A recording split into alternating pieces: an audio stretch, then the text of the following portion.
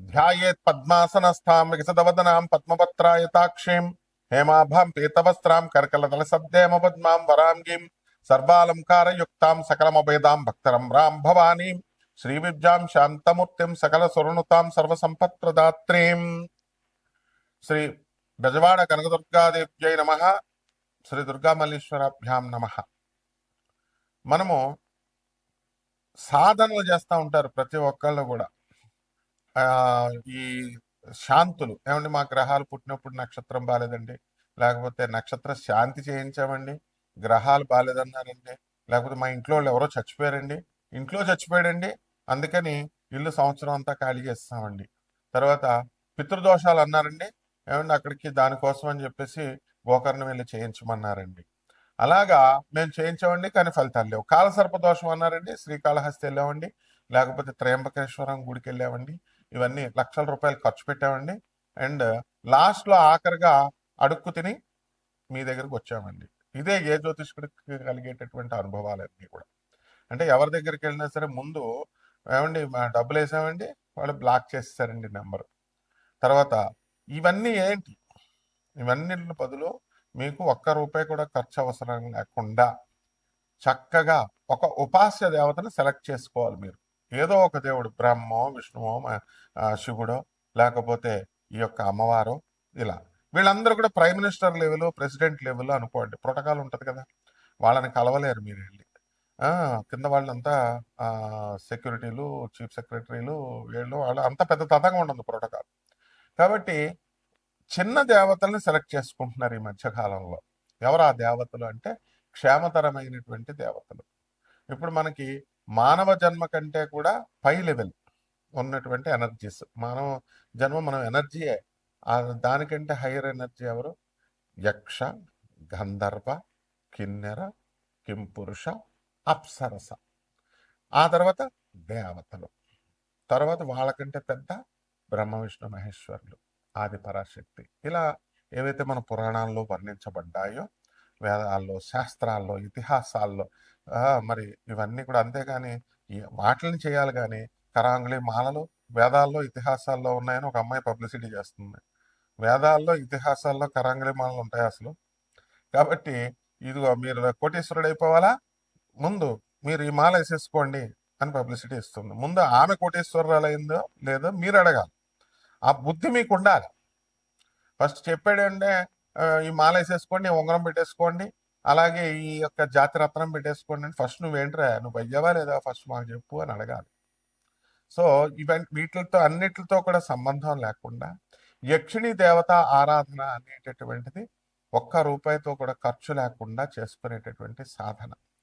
ఈ ద్వాదశ రాశుల వారు కూడా, ఏ రాశుల వారు యక్షిణి సాధన చేస్తే బాగుంటుంది, ఏ రాశుల వారు కిన్నెరల సాధన చేస్తే బాగుంటుంది, ఏ రాశుల వారు అప్సరస సాధనలు చేస్తే బాగుంటుంది, లేకపోతే మొత్తం 12 మంది కలిసి బ్యాచ్ల కింద డివైడ్ అయ్యి యక్షిణీలు చేద్దామా, లేకపోతే అప్సరసలు చేద్దాం, మీ ప్రాబ్లమ్స్ని బట్టి సొల్యూషన్ అనేటటువంటిది ఉంటుంది. ఇందులో మేము మంత్రాలు చెప్తుంటే ఒక ఆయన ఫోన్ చేసి ఏమన్నా గురువు గారు మీరు చెప్తున్నట్టుగా మంత్రంతో సహా మీ ఫోటో తీసానండి, నాకు కొంతమంది శిష్యులకు ఉన్నారండి, పోలీస్ ఆఫీసర్లకు కూడా నేను ఆ మంత్రాలు పంచుతున్నానండి, ఎవరు చెప్పండి నేను పంచమని, మీకు రక్తచందనం ఇస్తానండి, ఏదో పంపిస్తానండి, మీ అడ్రస్ పెట్టండి, పోస్ట్ చేసేస్తాను, కొరియర్స్ చేసేస్తాను అన్నాడు. ఇలాంటి వాళ్ళని నేను 100 మందిని చూస్తాను. ఇంకొకడు, నేను పీఠం పెట్టానండి గురుగారు, మీరు రావాలండి, అక్కడ నా శిష్యులకి నేను ఇచ్చేస్తున్నానండి, మంత్రోపదేశాలు నేను చేసేస్తున్నానండి, ఇవన్నీ ఏమీ సిద్ధించవు. ఎందుకనంటే ఎవరైతే యక్షిణీ సాధన ఇప్పుడు నేను చేశాను, నాకు సిద్ధించింది, నాకు గురు పరంపర ఉంది, నా గురువుల గురించి మొత్తం నా వీడియోలో మొలపడి సత్యనారాయణ మొత్తాన్ని కూడా వీడియోలు అన్నీ వస్తాయి. నా గురు పరంపర, ఆ గురువులు అందరూ తెలుస్తారు మీకు. ఆ గురు పరంపరలో గురుముఖతానే నేర్చుకోవాలి ఇవి. అయితే మరి ఎంకరేజ్ చేయాలి కదా, గురుముఖత నేర్చుకోండి అంటే ఆదిశంకరుని ఫోటో పెట్టుకోండి, కృష్ణుడి ఫోటో పెట్టుకోండి, జగద్గురు చేసుకోండి అన్నాం. మరి చేసుకోండి అంటే ఇలాంటి వాళ్ళు వస్తారు, వీళ్ళు అనమాట మెయిన్ చీడ పురుగులు అంటే వీళ్ళే. ఎంతవరకు ఆ కొరియర్ వచ్చింది లేదు, రక్తచందనం లేదు, మొత్తం 63 క్షేత్రాల నదుల నీళ్ళండి అన్నాడు. ఒక క్షేత్రం నీళ్ళు కూడా ఉండవు. సో ముందు ఇవన్నీ భ్రమల నుంచి బయటపడేసేది యక్షిణి. ఎందుకంటే యక్షిణి దేవత భ్రమలకే భ్రమ, మాయలకే మాయ, కామరూపి ఆమె. ఆ తర్వాత పనికి మాలిన వాళ్ళందరూ వచ్చి యక్షిణీల్ని బ్యాడ్ పబ్లిసిటీలు చేసేసి యక్షిణీలు పీకుతుంటాయి, చంపేస్తాయి, తర్వాత సంభోగం చేస్తాయి మీతో వచ్చి. ఇలాగా భార్యని భక్షిస్తాయి.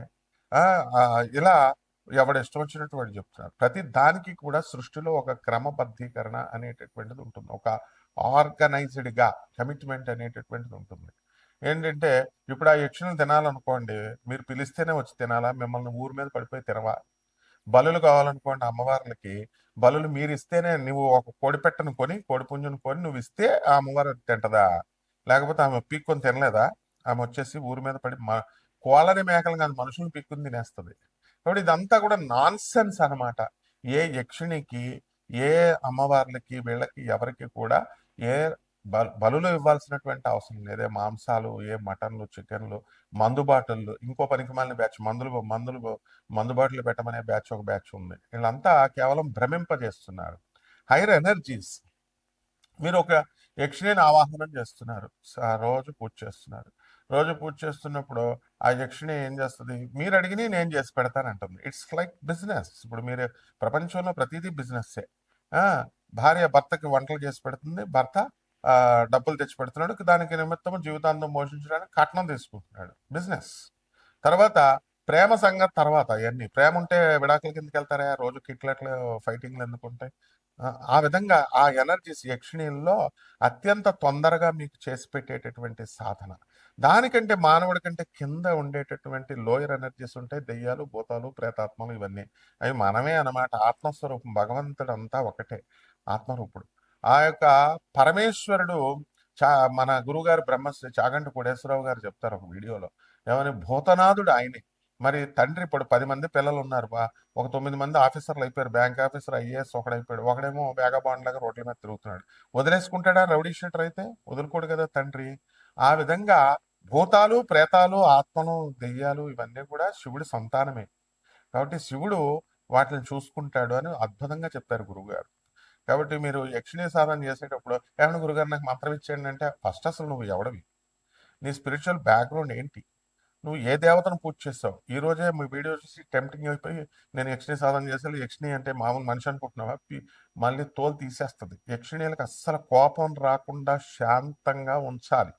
యక్షిణీలను బ్యాలెన్స్ చేయడానికి నీ గురువు ఉండాలి.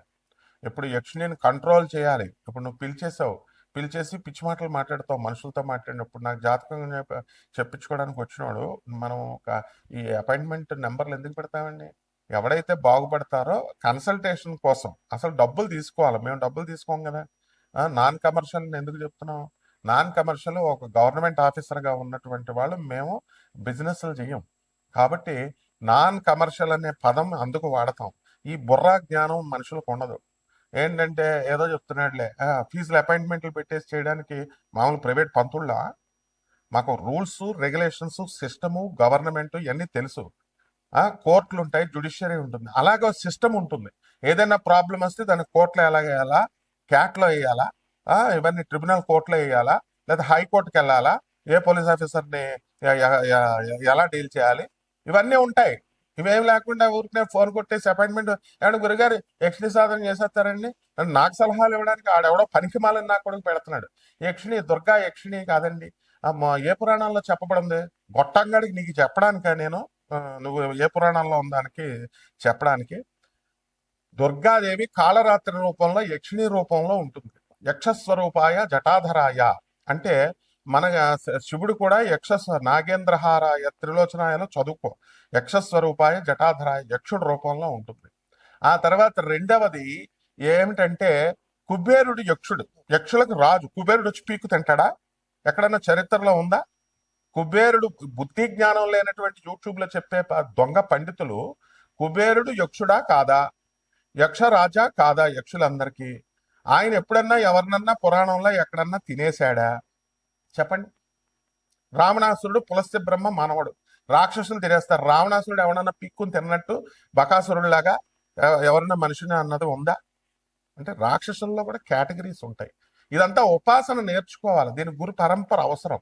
అంతేగాని మేమిస్తే మంత్రాలు మీరు అమ్ముకొని బిజినెస్లు చేసుకోవడానికో, లేకపోతే మీరు ఉపదేశాలు చేయడానికి తీసుకున్న గొట్టంగాడివి, ఇచ్చే గొట్టంగాడివి నిన్ను ఇద్దరిని రెండు పీక్కు తినిపారు దొబ్బుతాయి అనమాట. సాధనలు చేసేటప్పుడు ఎప్పుడూ కూడా గురుముఖత అందుకు అవసరం అంటారు.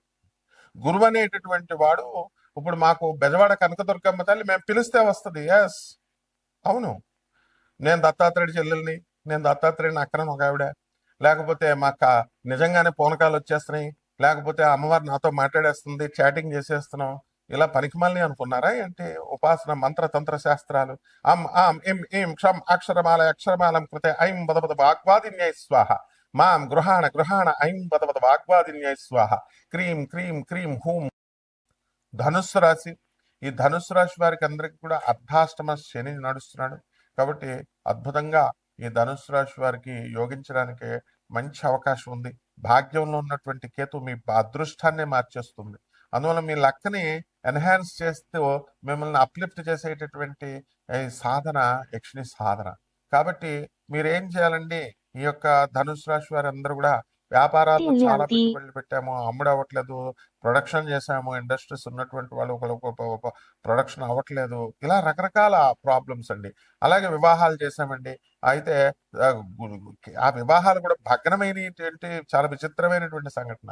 సప్తమ స్థానంలో ఉన్నటువంటి గురువు జన్మాన్ని చూస్తున్నప్పుడు అసలు భార్యాభర్తలు ఇద్దరు కూడా ఏదో ఒక కారణంగా కొంతకాలం దూరంగా ఉండడం అనేటటువంటిది జరుగుతుంది. అందువలన ఇగోలకు వెళ్ళి లేకపోతే అబద్ధాలు చెప్పి మీరు నన్ను పెళ్లి చేసుకున్నారని ఏదో సంథింగ్ అనారోగ్యం, భర్త అనారోగ్యం ఉంటే భార్య వదిలేసి వెళ్ళిపోవడం, ఇలా ఏదో ఒక కారణంతో భార్యాభర్తల మధ్య వివాదాలు అనేటటువంటివి జరుగుతున్నాయి.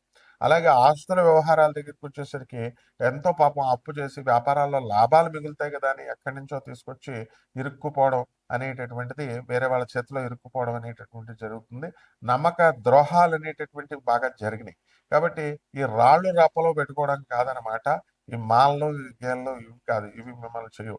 ఎప్పుడు కూడా మంత్రం అనేటటువంటిది చేయాలి, సాధన అనేటటువంటిది చేయాలి. మంత్రానికి అధిక ప్రాధాన్యత వేదాలు శాస్త్రాలు అన్ని కూడా చెప్తున్నాయి. కాబట్టి ఈ రాశి వారికి ఎవరికైతే మీరు ఉన్నారో అటువంటి వాళ్ళందరూ కూడా పిల్లలు లేనటువంటి వాళ్ళకి పిల్లలు కలగడము. అయితే జూన్ 2, 2026 సంవత్సరం తర్వాత మీరు ఇల్లు నిర్మాణం చేస్తారు. ఏది డబ్బులు దాచుకున్నాం, మా దగ్గర డబ్బులు లేకుండా ఊరినే కట్టేస్తాం అయిపోద్దా? జాగ్రత్తగా డబ్బులు దాచుకోవాలి, ప్లాన్డ్ గా ఉండాలి. అటువంటి వాళ్ళు ఎవరికైతే డబ్బులు ఉన్నాయో అటువంటి వాళ్ళంతా కూడా అప్పులు బాగా వస్తాయి, మేము కట్టలేమేమో అండి అని బాధపడక్కర్లేదు. యక్షిణి మీకు సహాయం చేస్తుంది. ధన యక్షిణికి చేసుకోండి. అమ్మవారి ధన యక్షిణి అమ్మవారిని లక్ష్మీ రూపంలో మీరు కొలుచుకుని చాలా జాగ్రత్తగా సాధన సాత్వికంగా ఉండాలి. గురువు ఆజ్ఞల మేరకు మీరు వెళ్ళాలి. అంతేగాని మా ఇష్టానుసారం మేము చెప్పేస్తాం, యూట్యూబ్ లో వాళ్ళు చెప్పారు వీళ్ళు చెప్పారు అని అందరు చెప్పినట్టుగా వాళ్ళు చెప్పినట్టు వింటే మీరు నష్టపోతారు ఖచ్చితంగా. ఇప్పుడు మీరు నన్ను సంప్రదించేటటువంటి వాళ్ళు డెఫినెట్ గా నేను చాలా స్ట్రిక్ట్ గా ఉంటాను, ఏం మాత్రం మొహమాట ఉండదు. ఎందుకంటే మీరు ఆడే ఆట యక్షిణీలతో, హైయర్ ఎనర్జీస్ తో. వాళ్ళేం మన కూలీలు కాదు, మన అసిస్టెంట్లు కాదు. ఒక్కొక్కడు కూడా ఎవరైతే నా దగ్గరికి సాధన కోసం వచ్చేటటువంటి వాళ్ళు నెవ్వర్ అసలు మేము ఎంత గొప్ప వాళ్ళమండి, మేము ఎంత సాధన, ఈ సొల్లు కబుర్లు ఏమొద్దు, జీరో స్టేట్ లో నుంచి ఉన్నటువంటి వాళ్ళు నా దగ్గరికి రండి. మీరు ఎంత సాధన చేశారు ఏంటన్నది నేను ఇవ్వాలి సర్టిఫికేట్, నేను మీతో మాట్లాడిన తర్వాత. అంతేగాని మీరు నాకు చేసేసానండి, నేను ఆ రేంజ్కి వెళ్ళిపోయాను, ఈ రేంజ్కి వెళ్ళిపోయాను, ఆశ్రమంకి వెళ్ళిపోయాను, ఈ స్వామీజీ ఇవన్నీ దొబ్బవు అక్కడ. ఓన్లీ యక్షిణి సాధన అంటే నీకేంటి నాకేంటి అని యక్షిణి డైరెక్ట్ కండిషన్స్ ఉంటాయి. కాబట్టి ఈ యొక్క ధన యక్షిణికి చేసుకోండి, బ్రహ్మాండంగా ఉంటుంది. అలాగే శని జపం చేసుకోండి, శని స్తోత్రాలు చదువుకోండి, శనికి కిలోంపావు నల్ల నువ్వులు నల్లని వస్త్రాలు పేద బ్రాహ్మణులకు శనివారం నాడు ఉదయం 8 గంటలకు దానం చేసుకోండి. రావి చెట్టుకి ప్రదక్షిణాలు చేసుకోండి, రావి చెట్టు మొదల్లో పూజ చేయండి, రాత్రులు రావి చెట్టుకి చేయకూడదు. ఇలాంటి కండిషన్స్ అన్ని కూడా గురుముఖత నేర్చుకోవాలా, బ్రహ్మాండంగా ఉంటుంది. శుభమస్తు. మనం సాధారణంగా ఏలినాటి శని సమయంలో మన ఆరోగ్యాలు భంగం అవుతాయండి, ఆరోగ్యాలు ప్రాబ్లమ్స్ వస్తాయని నేను అనుకుంటాము. ఖచ్చితంగా మనకి ధనం మీద కానీ లేదా ఆరోగ్యం మీద కానీ లేదా మనశ్శాంతి మీద కానీ దెబ్బ కొట్టడం అనేటటువంటిది జరుగుతుంది. అలాగే శత్రు పీడ అనేటటువంటిది తప్పకుండా ఉంటుంది ఈ ఏలినాటి శని సమయంలో. అటువంటి శత్రువులు విజృంభించినప్పుడు వాళ్ళకి యక్షిణి మాతే సమాధానం చెప్పగలుగుతుంది. కాబట్టి ఈ యక్షిణి మాత అమ్మవారిని తల్లిలాగా మీరు చూసి ఆ లక్ష్మీ రూపంలో మీరు లేదా దుర్గా రూపంలో మీరు కొలుచుకోవాలి. అందువలన ఈ ఏలినాటి శనికి డెఫినెట్ గా మహాకాళి ఆ దశమహావిద్యల్లో ఒకటైనటువంటి మహాకాళి అమ్మవారి యొక్క ఉపాసన చాలా మంచిది. కాబట్టి ఇక్కడ యక్షిణి దుర్గామాత రూపంలో మనకి ఎక్కడ ఉంటుందండి అంటే గూగుల్ చూసుకోండి మీరు. ఎక్కడ ఎక్కడ వస్తుందంటే కాళరాత్రి రూపంలో వస్తుంది. కాబట్టి ఒక ఒక వ్యక్తి నన్ను అడిగాడు. అంటే అతను క్లారిఫికేషన్ ఇవ్వాలి కదా! 电量 దుర్గాదేవి 低， తెలియకుండా అడిగేటటువంటి వాళ్ళకి ఆన్సర్లు ఇస్తాను నేను. తెలిసి అతి తెలివిలు ప్రదర్శించాలని తోలు తీసి పడేస్తాను. అందులో డౌట్ లేదనమాట. ఇది మంత్రతంత్ర శాస్త్రాలు చిన్నప్పటి నుంచి గురువులు కాళ్ళు పిసికి నేర్చుకున్నటువంటివి. ఊరికనే ఫ్రీగా వచ్చేసి ఊరికనే వచ్చేవి. యక్షిణీ మాత యక్ష గంధర్వ కిన్నర కింపురుష సాధనలో సిద్ధి పొందినటువంటి వ్యక్తిని నేను. కాబట్టి ఈ యొక్క యక్షిణికి అమ్మవారికి మనం ఏం చేయాలండి అంటే ఏలినట్సని కాబట్టి కాళరాత్రి రూపంలో మీరు పూజ చేసుకోవాలి. నల్ల నువ్వుల ఉండలు దానం చేయాలా అమ్మవారికి. నల్ల 电 నువ్వుల 量低， ఉండలు మీరు నివేద్యం పెట్టాలా. ఏదో సినిమాల్లో సీరియల్లో చూసేసి మటన్లో చికెన్లో పెట్టేసి మందు బాటలు ఎవడో యూట్యూబ్లో చెప్తున్నారని మందు బాటల్లో పెట్టేస్తే తోలు తీసేస్తుంది అమ్మవారు. అందువల్ల ఆవిడకి మటన్లు చికెన్లు కావాలంటే మీరు పెట్టక్కర్లేదు, వచ్చి మిమ్మల్ని పీక్కొని తినేసేయగలదు. ఈ బుద్ధి లేని విధవలందరికీ కూడా తెలియట్లేదు వీళ్ళకి. ఆ అమ్మవారికి నువ్వు బలిచ్చేది ఏంట్రా? నువ్వు బలి ఇవ్వడం ఏంటి అసలు? కోడిని మేకల్ని హూ ఆర్ యూ? నువ్వేమైనా సృష్టించావా? నువ్వు ఇవ్వకపోతే ఆవిడ పీక్కోలేదు తినలేదా? ఆవిడ రక్తం మరిగిందంటే మాత్రం దుర్గ అయినా మహాకాళి అయినా ఎవరైనా సరే 电 నువ్వు 量低， మనుషులే పీక్కొని తింటది. మా నువ్వు ఆఫ్టర్ ఆల్ ఈ యొక్క దున్నపోతుల బలేమిటి, మేకల బలేమిటి, పావురాల బలేమిటి, ఇవన్నీ కూడా కోళ్ళను బలి, ఇదంతా నాన్ సెన్స్ అనమాట. కాబట్టి యక్షిణి అమ్మవారికి చక్కగా ఈ యొక్క సకల కష్టాలు ఉన్నటువంటి వాళ్ళు, మీనరాశిలో ఉన్నటువంటి వాళ్ళు, ఉద్యోగాలు రావట్లేదు అనుకునేటటువంటి వాళ్ళు, భార్య సాధిస్తుంది అనేటటువంటి వాళ్ళు, వీళ్ళందరూ కూడా చేసుకోండి. ఓం యక్షిణ్యాయ నమః అనేటటువంటి మంత్రంతో బ్రహ్మాండంగా నేను గైడ్ చేస్తాను. అందులో మీకు డౌట్ లేదు. మంచిగా మీ యొక్క బ్రహ్మాండంగా ఉంటుంది. అయితే 电 దానితో 量 పాటు 低， శని ఏలినాటి జరుగుతుంది కాబట్టి శని జపం చేయండి. శని స్తోత్రాలు చదవండి. శనికి కిలోంపావు నల్ల నువ్వుల్ని, నల్లని వస్త్రాన్ని పేద బ్రాహ్మణులకి శనివారం నాడు ఉదయం 8 గంటలకు దానం చేసుకోండి. సరిపోతుంది. శుభమస్తు. అమ్మయ్యా టార్గెట్ పూర్తి చేశాను నేను మా యక్షిణి మాత అనుగ్రహంతో.